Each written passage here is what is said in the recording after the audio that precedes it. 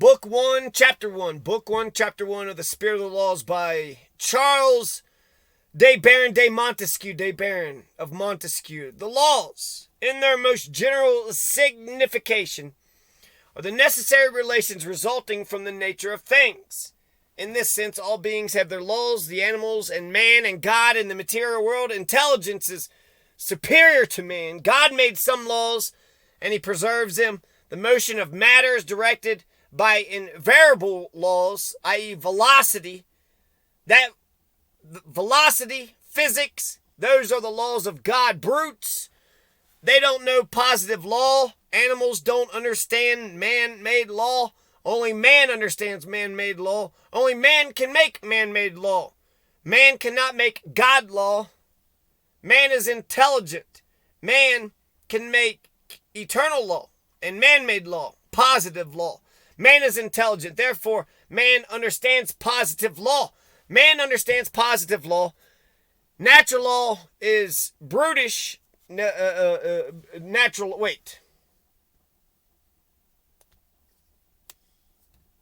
mixing some of Montesquieu with my own.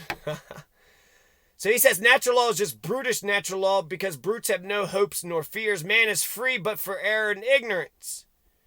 So man is free except for error and ignorance. And he's talking about natural law being brutish natural law. Maybe he's talking about the state of nature. Here's Montesquieu direct quote. How about that? Such a being is liable every moment to forget himself. Philosophy has provided against this by the laws of morality.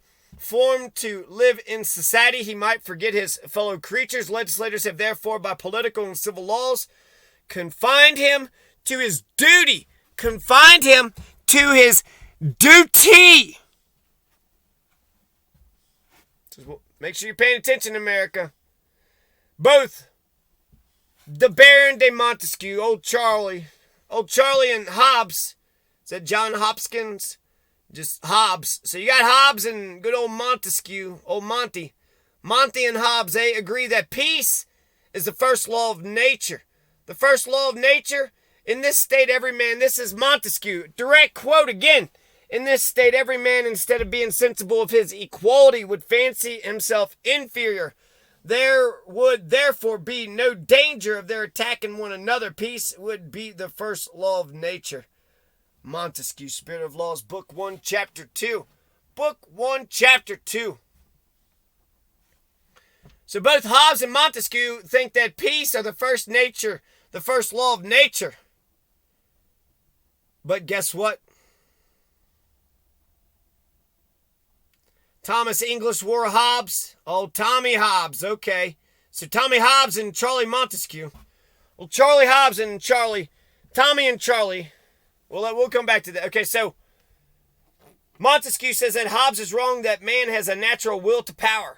Oh, you don't think you got a natural will to power? No, I don't.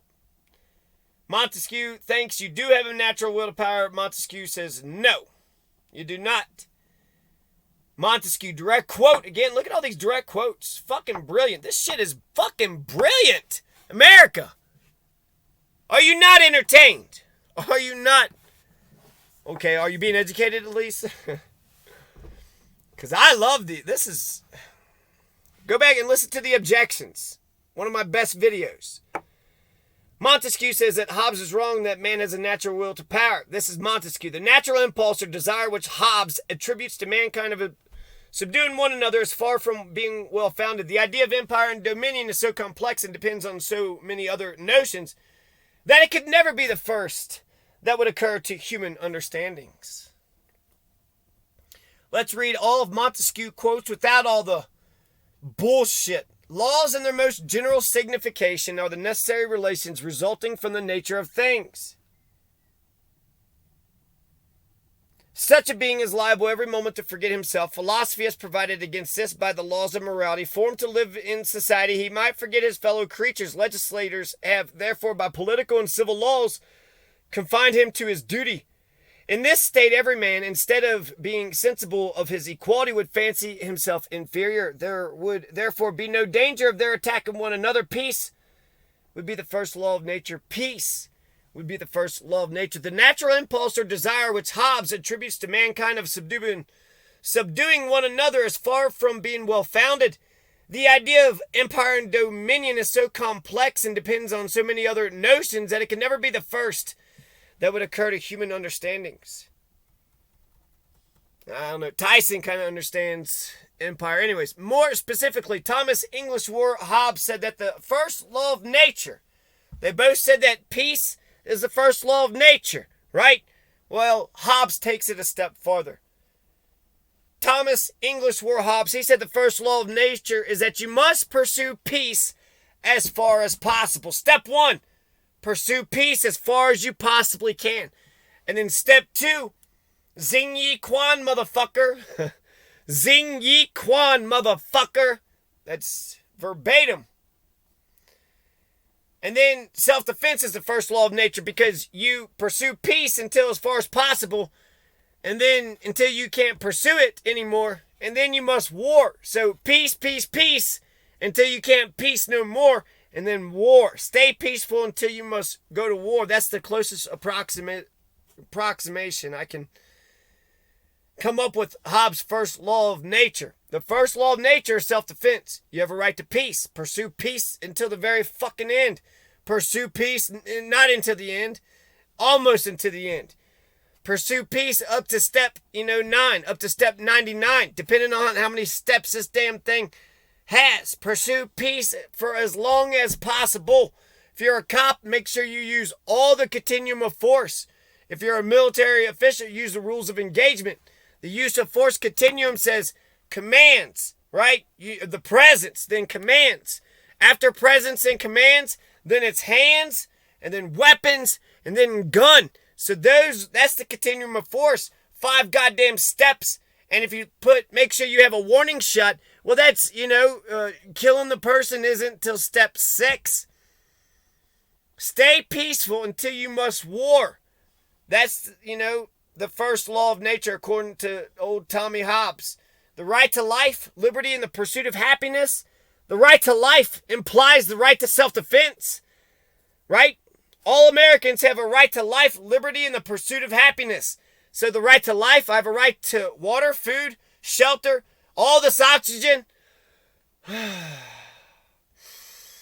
I'm just breathing in all this oxygen. Malcolm X says, if you have to ask another man to be free, you'll never be free.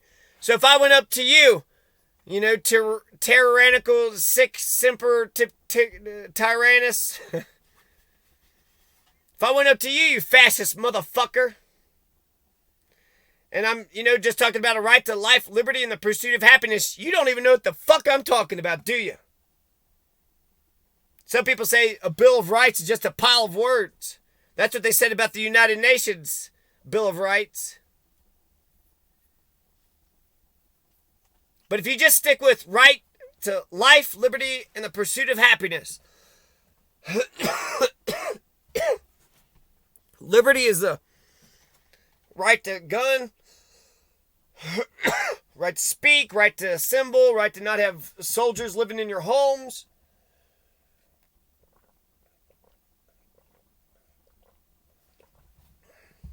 But if you just stick with the right to life, liberty, and the pursuit of happiness, you got a right to defend yourself. Even if the right to self-defense isn't codified in the U.S. or Colorado Constitution, it's clear natural law.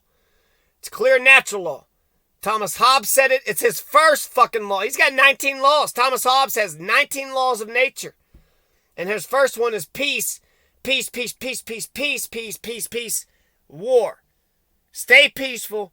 Make sure, violence is the last option. Make sure war, violence, death, murder, mayhem is the final option.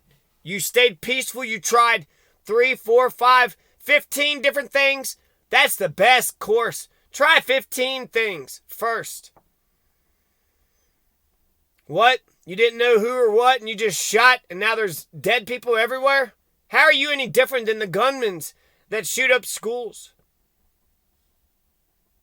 I found this quote from a quote website. The political men of Greece who lived under popular government recognized no other force to sustain it than virtue. Those of today speak to us only of manufacturing, commerce, finance, wealth, and even luxury.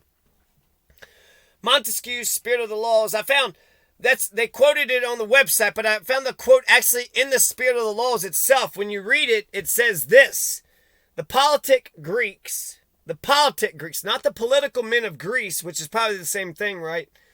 But the politic Greeks who lived under a popular government knew of no other force to sustain and support it but virtue. What's going on?